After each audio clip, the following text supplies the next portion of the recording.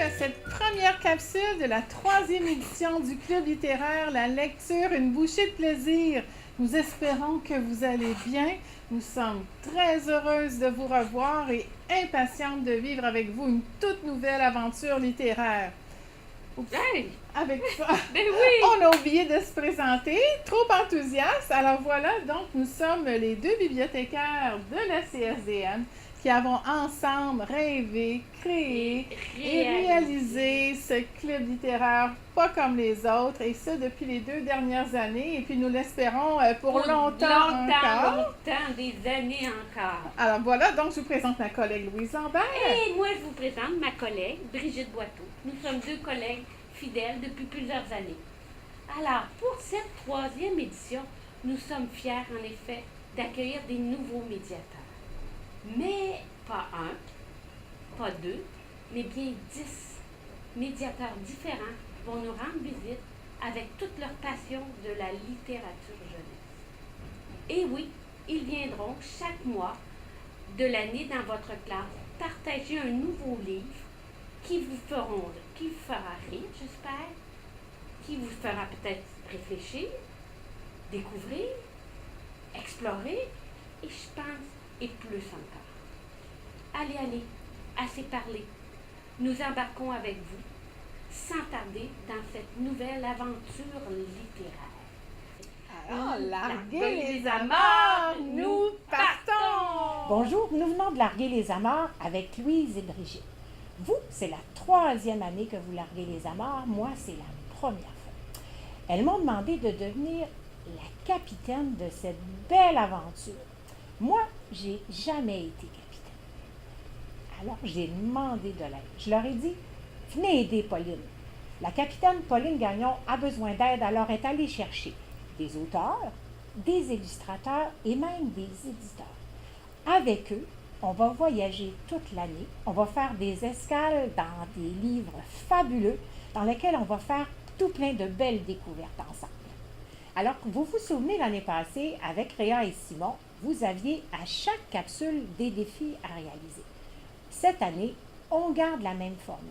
Parce que les défis que Réa et Simon vous proposaient, moi, ils m'en ont parlé quand je les ai rencontrés dans les salons du livre, de ce qu'ils faisaient avec vous. Alors, pour continuer, et comme cette année, la chose un petit peu nouvelle, c'est qu'on est sur un bateau.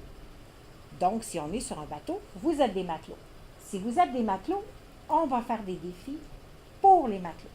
Le premier défi, ça va être le défi Presto. En fait, le défi Presto, c'est un peu comme un coup de sifflet sur le bateau, comme la sirène. Poup, poup!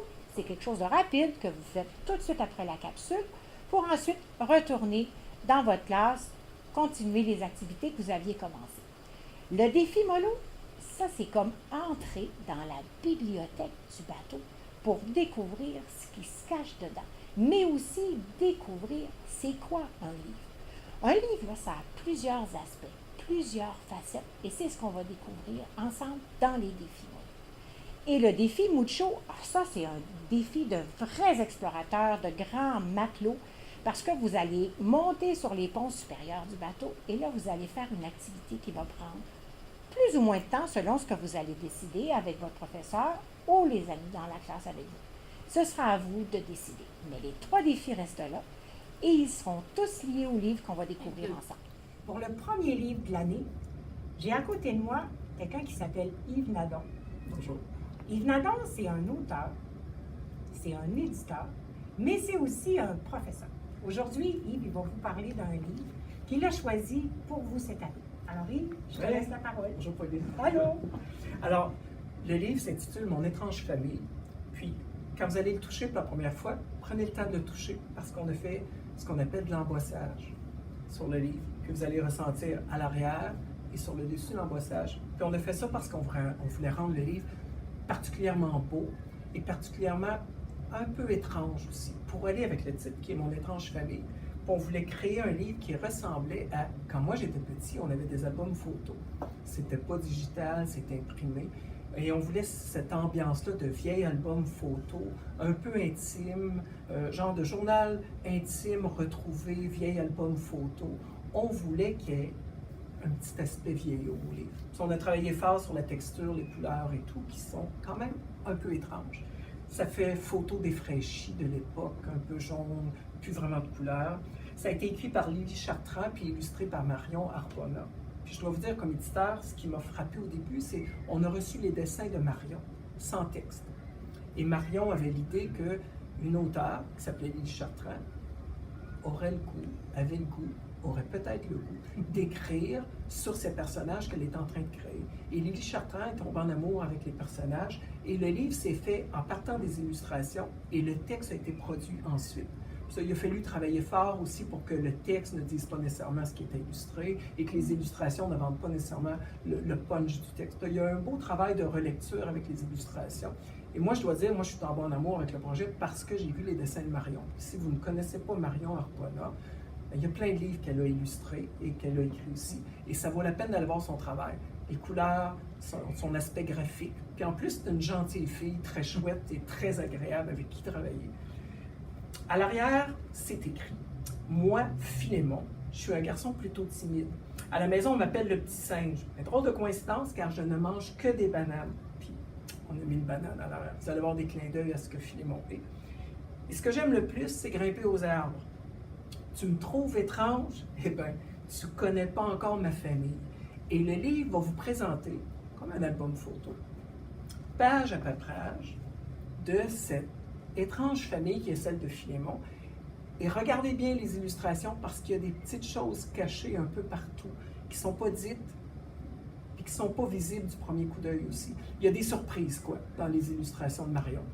Vous allez remarquer que on a cette page ici, puis il y a des dédicaces que je vous laisserai lire. Puis c'est intéressant de discuter aussi, si ça vous tente avec un copain ou votre enseignante, sur pourquoi est-ce qu'on a dédicacé le livre à cette personne-là. C'est qui dans la vie de l'auteur, de l'illustrateur, qui a de l'importance assez pour être nommé dans une dédicace. Et ça, c'est chouette à réfléchir. Puis peut-être lors d'une autre chronique, on pourrait vous dire c'était qui. On ne vous dira pas tout de suite. Vous regardez les Puis la page des crédits, je vais vous le dire juste une fois, c'est pas la page que moi je regarde, mais on a mis un petit slogan pour la maison d'édition. C'est écrit eux, nous, vous, deux. Puis je vous dirai la prochaine fois ce que ça veut dire. Mais vous pourrez en discuter. Pourquoi est-ce qu'on met ça dans chacun de nos livres? Eux, nous, vous. Puis c'est la maison d'édition 2 qui le fait. Ce livre-là a des petites choses particulières. Je vous en montre deux. Le milieu du livre, si je peux le retrouver, Pauline. Je crois que j'ai dépassé. On a fait une double page qui s'ouvre où vous avez toute la famille, si vous pouvez les retrouver. Puis on a fait ça un peu album à colorier aussi. Faites-le pas, c'est le livre de classe. Mais je verrais très bien quelqu'un qui voudrait... il aurait le droit de photocopier la page puis de vous la donner, sauf temps de colorier ou de limiter. Il y a pas de... L'éditeur ne dira pas non. Et la toute fin, quand vous aurez fini la famille, puis je ne vous montre pas la page parce que je ne veux pas vendre la chute, il y a une surprise à la fin. Ben, du moins, il y a quelque chose que vous ne savez pas de Philémon, vous allez voir à la toute fin. Vous n'allez pas le voir tout de suite, ça vaut la peine de lire avant toute cette quantité de personnages.